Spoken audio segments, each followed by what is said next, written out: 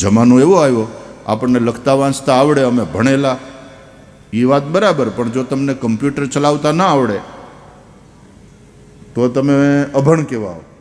જો તમને ખબર હોય કે ન હોય, પણ અત્યારે કમ્પ્યુટરનો જમાનો છે એટલે જરા જાણી લ્યો કે કમ્પ્યુટરની જે ભાષા છે ને, એ અંગ્રેજી નથી, એ સંસ્કૃત નથી, એ ગુજરાતી નથી, આ કોઈ ભાષા કમ્પ્યુટરની નથી. Which language does the computer know? Computer કઈ ભાષા જાણે છે તમને ખબર છે? શૂન્ય અને એકની, બીજી કોઈ ભાષા જ નથી કમ્પ્યુટરની. શૂન્ય અને એક, એ શૂન્ય અને એકથી જ અલગ અલગ અલગ પ્રકારના સંયોજનો ઊભા થાય છે.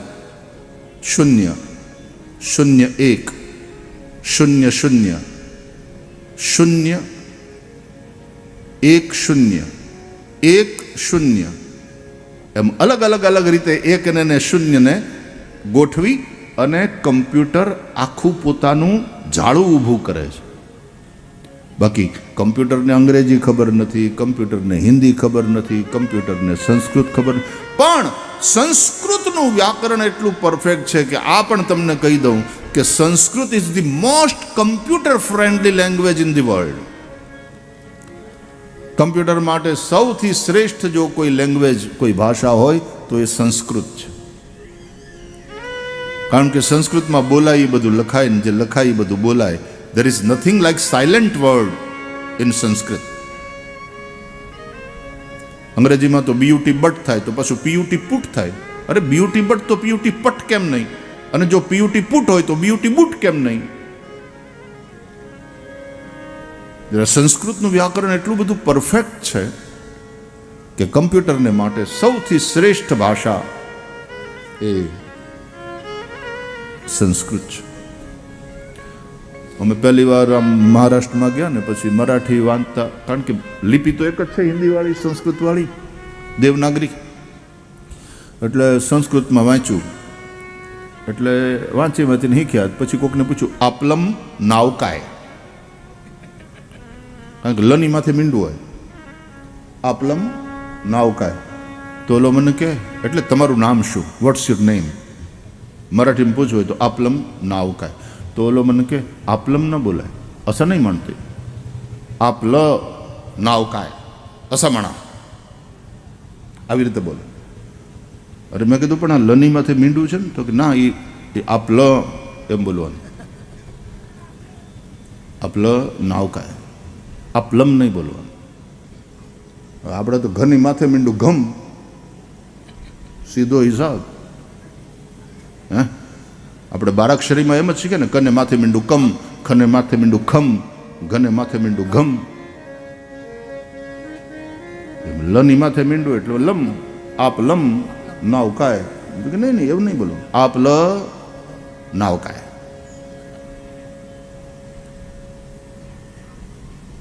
સંસ્કૃતની લેંગ્વેજ એટલી છે, ભાષા એવી છે કે એમાં જે બોલાય છે તે લખાય છે, જે લખાય છે તે બોલાય છે. અને એટલા માટે મોસ્ટ કમ્પ્યુટર ફ્રેન્ડલી લેંગ્વેજ પૂરા વિશ્વમાં.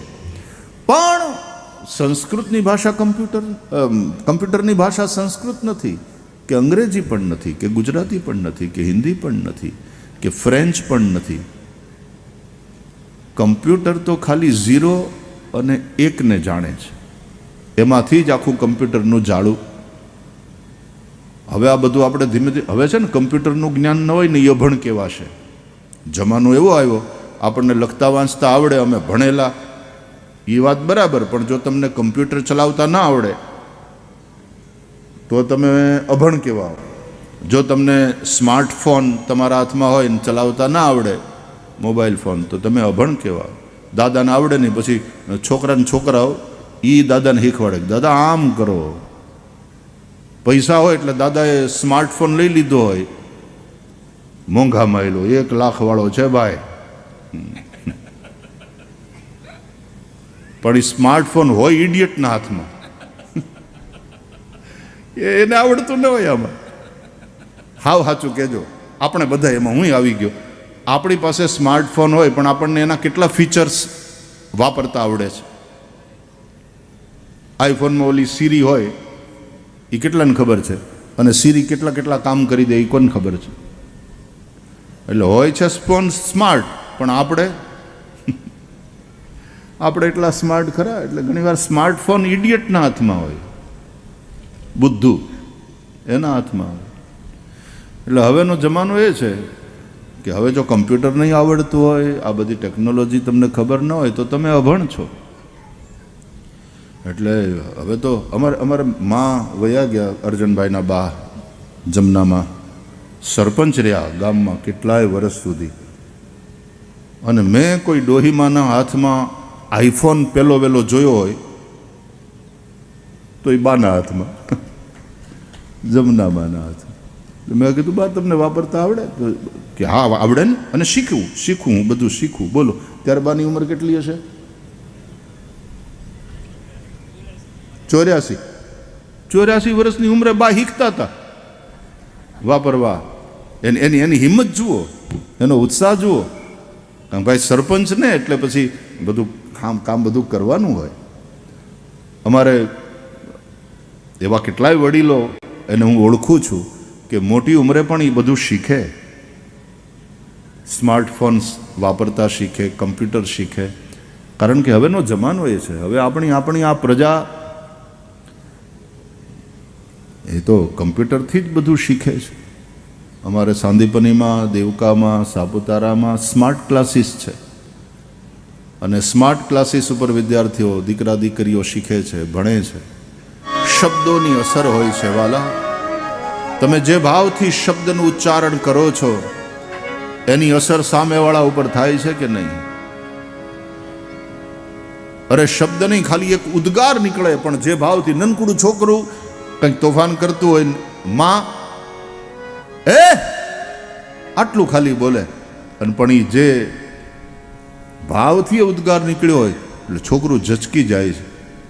અને જ્યારે જોવે કે માં ગુસ્સામાં છે એટલે તરત ભેંકડોય તાણે, તરત રડવા માંડે. તમારા ભાવની અસર થાય. અને એ જ માં લાલા, મારો દીકરો, મારો બટો એમ કરીને જ્યાં આમ થોડોક સ્પર્શ કરે ત્યાં તો છોકરું દોડીને વયું આવે. તમારા ભાવથી શબ્દ જે નીકળે છે તમારા મુખમાંથી, એની અસર સાંભળવાવાળા ઉપર થાય છે. એટલે ભગવાનનું નામ ભાવથી તમે લ્યો ને ત્યારે તમારું તો કલ્યાણ થાય જ. એ શબ્દ પણ જેના જેના કાનમાં પડે એ સૌનું કલ્યાણ થાય. આજુબાજુનું પૂરું વાતાવરણ એ દિવ્ય બને. એટલે જ્યાં સાધુ સંતોએ આવું ભજન કર્યું હોય ને ત્યાંના તમે વાઇબ્રેશન જોજો, એટલા ડિવાઇન હોય. એ ભજનનો પ્રતાપ છે. એટલે યાદ રાખજો, નકરી ગાળ્યું નીકળે મોઢામાંથી, અથવા તો નકરી લૌકિક વાતો નીકળે, અને એનાથી જે અંદર ગંદગી વધી હોય ને, ભગવાનનું નામ લ્યો અને ભગવાનના નામનું સંકીર્તન કરો. તાળી પાડીને રામ નામ બોલજો રે, અને તમે અંતરના પડદા ખોલજો રે. તાળી પાડીને રામ નામ બોલજો. એક તાળી પાડી નરસિંહ મહેતા નાગરે રે. પછી આમ એક લિસ્ટ આખું આવ્યું કે આણે ભજન કર્યું તો એ બધાના કામ જેમ ભગવાને કર્યા, એનું પોતાનું જીવન પવિત્ર થયું, ધન્ય થયું. ભગવાનના નામનું સંકીર્તન બધા જ પાપોનો નાશ કરે છે. નામ સંકીર્તનમ યસ્ય સર્વ પાપ પ્રણાશનમ. તો આપણે જે સાંભળીએ છીએ અને આપણે જે જોઈએ છીએ એનાથી આપણે શીખીએ છીએ. બાળકના શીખવાની શરૂઆત પણ આંખથી અને કાનથી, જોવાથી અને સાંભળવાથી થાય છે. એટલા માટે દેવતાઓને પ્રાર્થના કરવામાં આવી વેદોમાં, ભદ્રં કર્ણે વિશૃણુયામ દેવા, ભદ્રમ પશ્યેમાક્ષભિ યજત્રાહ. બાળકની આંખ પણ ખુલ્લી નથી હોતી ત્યારથી બાળક સાંભળે છે. માના પેટમાં હોય ને ત્યાંથી સાંભળે છે.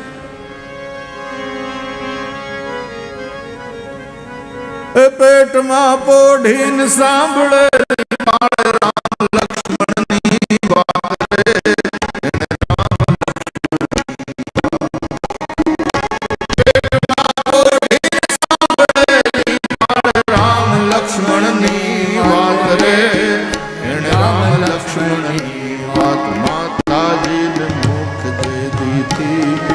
ઉડી એની ઊંઘ તે દીધી. માતાજી જમાય પુકારે, ઉડી એની ઊંઘ દીધી. એ માતાજીને મુખ જે દીધી, ઉડી એની ઊંઘ તે દીધી. માતાજીને મુખ તે દીધી, ઉડી એની ઊંઘ દીધી.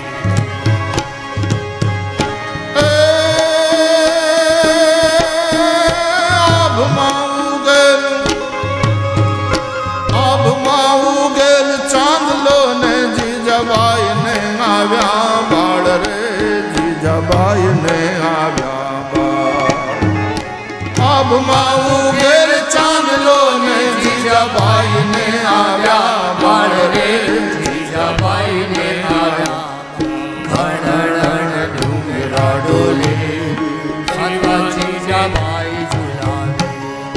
ઘણણ ડુંગરા ડોલે, માતા જીજાબાઈ ઝુલાવે.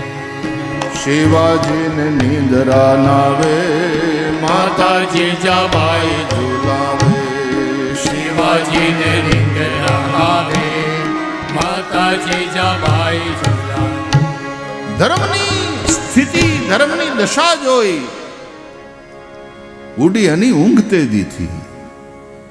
એને હાલરડા ભલે સાંભળે, પણ ઈ માવડી હાલરડા શિવાજીને હુવડાવવા માટે નહોતી ગાતી, અને જગાવવા માટે ગાતી. એ પાછું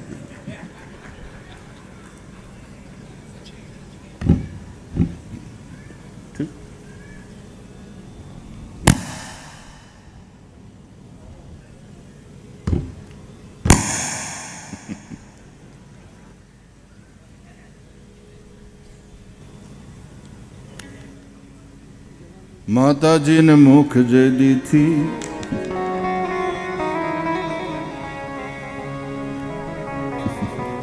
ઉડી એની ઊંઘ તે દીધી.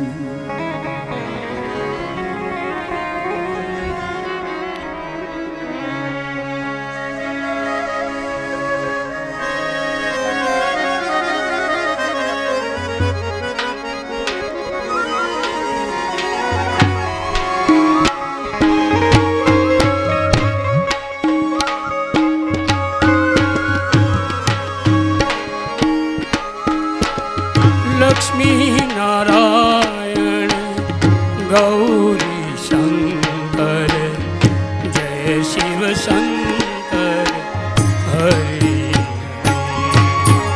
લક્ષ્મી નારાયણ ગૌરી શંકર, જય શિવ શંકર હરિ. લક્ષ્મી નારાયણ ગૌરી શંકર, જય શિવ શંકર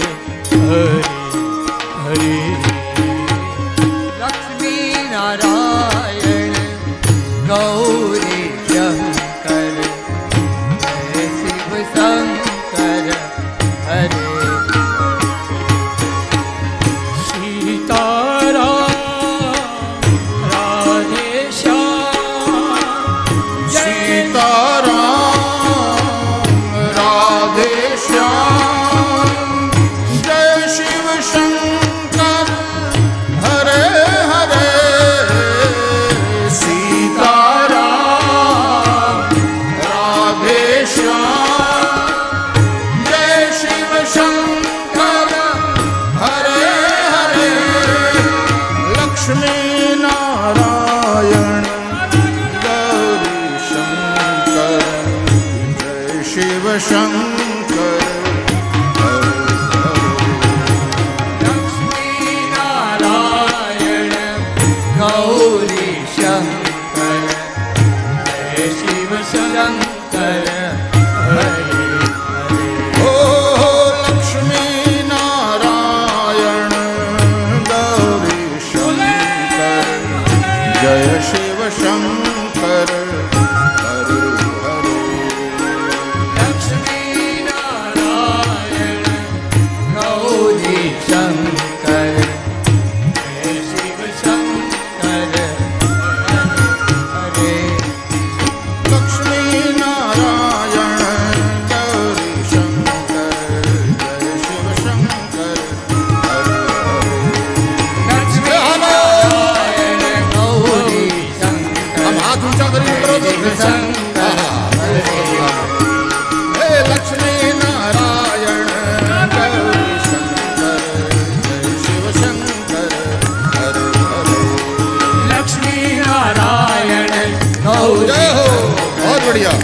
शिव शंकर हरे हरे राधे श्याम सीताराम राधे श्याम सीताराम राधे श्याम सीताराम राधे श्याम सीताराम जय शिव शंकर हरे हरे जय शिव शंकर हरे हरे जय शिव शंकर हरे हरे जय शिव शंकर हरे हरे हे लक्ष्मी नारायण गौरी शंकर लक्ष्मी नारायण हर हरे हरे नारायण गौरी सुनो जय शिव शंकर सावधान हे लक्ष्मी नारायण गौरी शंकर जय शिव शंकर हरे हरे हे लक्ष्मी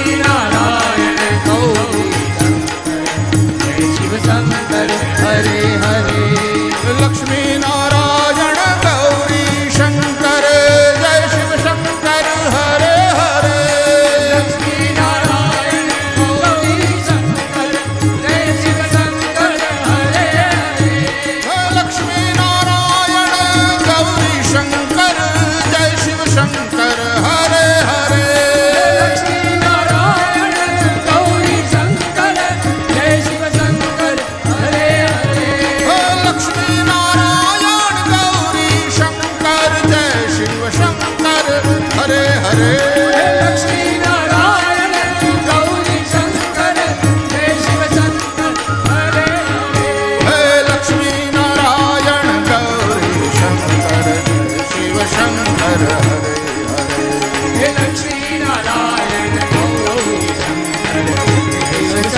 हरे हरे हे लक्ष्मी नारायण गौरी शंकर जय शिव शंकर हरे हरे हे लक्ष्मी नारायण गौरी शंकर शिव शंकर हरे हरे जय शिव शंकर हरे हरे जय शिव शंकर हरे हरे जय शिव शंकर हरे हरे जय शिव शंकर हरे हरे जय शिव शंकर हरे हरे जय शिव शंकर हरे हरे जय शिव शंकर हरे हरे शिव शंकर हरे हरे जय शिव शंकर हरे हरे जय शिव शंकर हरे हरे जय शिव शंकर हरे हरे जय शिव शंकर हरे हरे जय शिव शंकर हरे हरे जय शिव शंकर हरे हरे जय शिव शंकर हरे हरे जय शिव शंकर हरे हरे जय शिव शंकर हरे हरे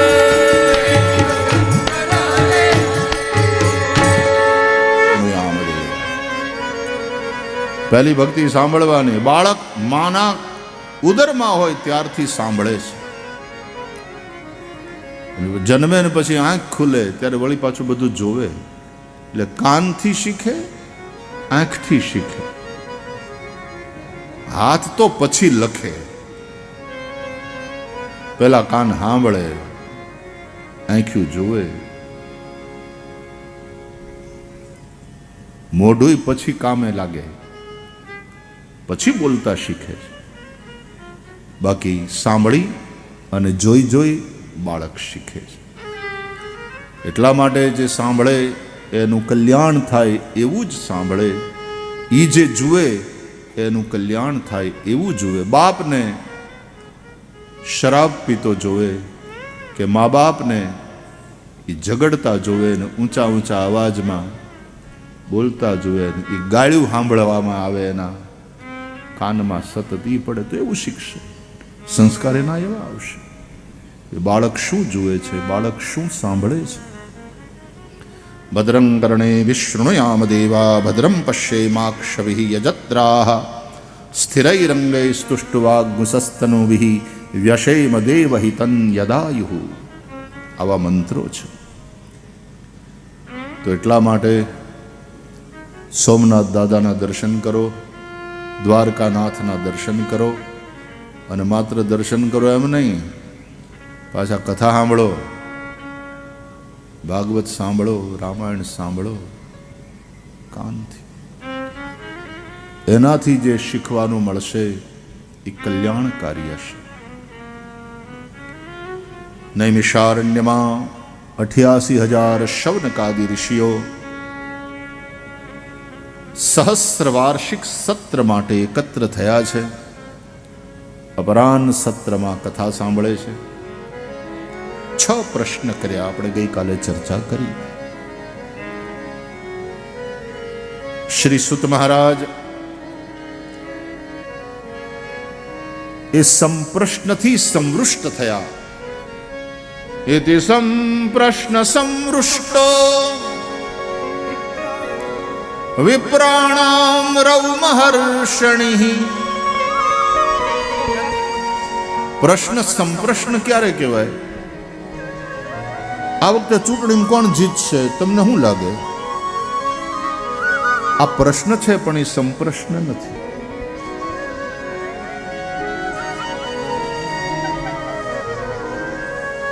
ભગવાનના વિશે પૂછાયેલો પ્રશ્ન, આપણા કલ્યાણ માટે થઈને પૂછાયેલો પ્રશ્ન એ સંપ્રશ્ન છે. અને એવો સંપ્રશ્ન હોય તો સાધુ સંતો, ભગવાનની કથાના પ્રવક્તા એ સમૃષ્ટ થાય, સારી રીતે પ્રસન્ન થાય. અને એ પ્રસન્ન થાય તો તમને પૂછેલાનો જવાબ મળે. તમે જે માગ્યું છે એની તમને નિશ્ચિતપણે પ્રાપ્તિ થાય. રૌમહર્ષણિ. રૌમહર્ષણિ એટલે રોમહર્ષણના દીકરા. જેમ બાદરાયણ એટલે વ્યાસ અને બાદરાયણી એટલે વ્યાસજીના દીકરા શુકદેવ, એવો અર્થ થાય. એમ રોમહર્ષણ નામના સૂતના દીકરા છે આ જે કથા સાંભળાવી રહ્યા છે એ રૌમહર્ષણી. એનું નામ ઉગ્રશ્રવા. એ ઉગ્રશ્રવા નામના સૂત. તમે આ નામના અર્થ તો જુઓ. અટાણે તો નામ એવા પડે છે કે એના કઈ અર્થ નહીં. ઘણી આધુનિક મમ્મીઓ એના લિટલ સ્ટારને પગે લગાડે, એવા વાલા લાગે. પણ પછી એને પૂછું, બેટા નામ શું રાખ્યું? તો એવા નામ બતાવે કે એનો અર્થ ખબર ન હોય. પછી મારે એને પૂછવું પડે, બેટા આનો અર્થ શું થાય? તો એ એવો અર્થ કે આપણને ખબર ન હોય. એટલે હું સમજી જાઉં, ગૂગલ ફઈબાએ નામ પાડ્યું કે ગૂગલમાંથી જોઈને પાડ્યું. ભાઈ ફલાણી ભાષામાં આનો અર્થ આ. એ સંભવ છે કે એ ભાષા આપણને આવડતી ન હોય એટલે એ ભાષાનો આવો અર્થ થતો હોય, કદાચ થતો.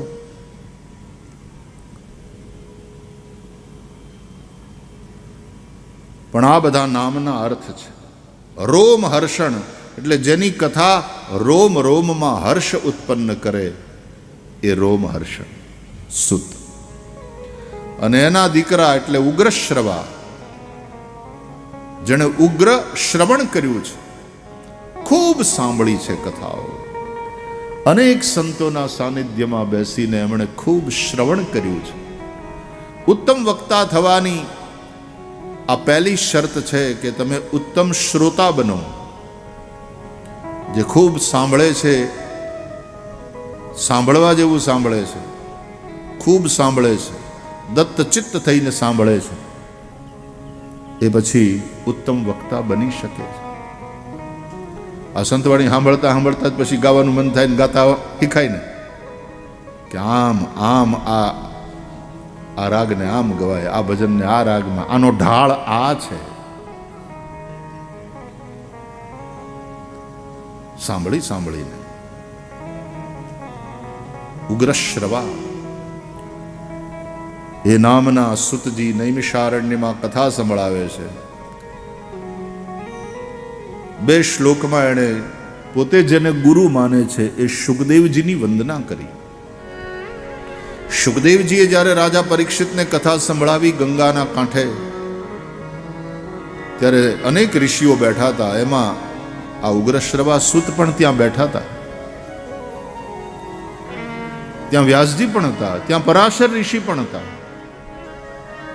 જ્યાં શુકદેવજી રાજા પરીક્ષિતને કથા સંભળાવે, આ ઉગ્રશ્રવા નામના સુત પણ ત્યાં છે. અને સુખદેવજીના મુખે ભાગવત સાંભળીને ઉગ્રશ્રવાને ભાગવત માટે અનુરાગ થયો.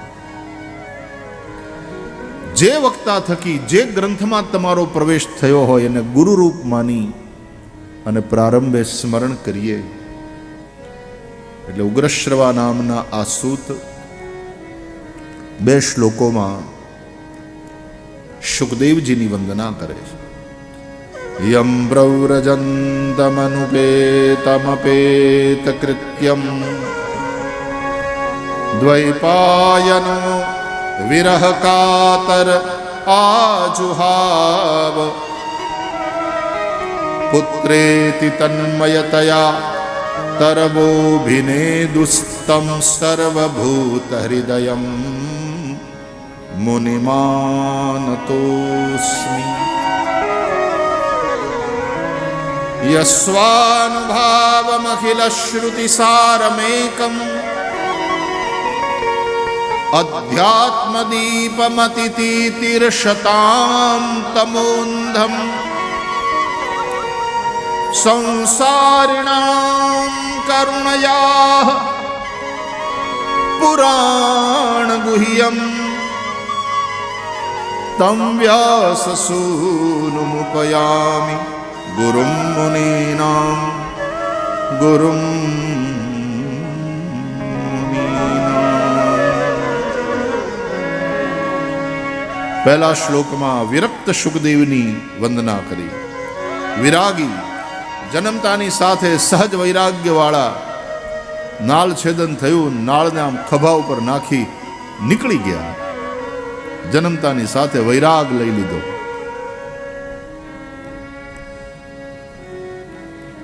પિતા વેદવ્યાસ પાછળ પાછળ જાય છે કે હે પુત્ર ઉભો રે મારા દીકરા, એ મારા લાલ ઉભો રે મારા બાપ. અરે હજી તારા યજ્ઞો પવિત્ર ઇત્યાદિ સંસ્કાર પણ નથી થયા. બ્રાહ્મણનો દીકરો હોય ને તો એ બ્રાહ્મણને પોતાના દીકરાના યજ્ઞોપવિત સંસ્કાર સુધીના સંસ્કારો નિશ્ચિતપણે કરવાનો આગ્રહ હોય. અને પછી યજ્ઞોપવિત સંસ્કાર થઈ જાય હું એને ગુરુકુળમાં ભણવા મૂકું. અને ગુરુકુળમાં ભણ્યા પછી એને ગૃહસ્થ થવું હોય તો ગૃહસ્થ થાય, આજીવન બ્રહ્મચારી રહેવું હોય તો આજીવન બ્રહ્મચારી રહે, એને સાધુ થઈ જવું હોય તો સાધુ થાય. બ્રાહ્મણને પછી એને પરણાવવાનો કોઈ આગ્રહ નહીં. પણ યજ્ઞોપવિત પર્યંતના સંસ્કાર તો કરવા જોઈએ ને. એટલે વ્યાસ વાહે દોડ્યા છે.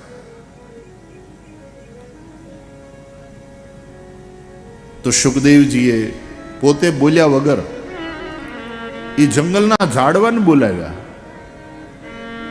તરવહ અભિનેદુહુ, એ જંગલના ઝાડવાઓએ જવાબ આપ્યો. વ્યાસજી જે ઉભો રે પુત્ર ઉભો રે, ઝાડવા બોલ્યા. શું બોલ્યા એ નથી લખ્યું ભાગવતમાં.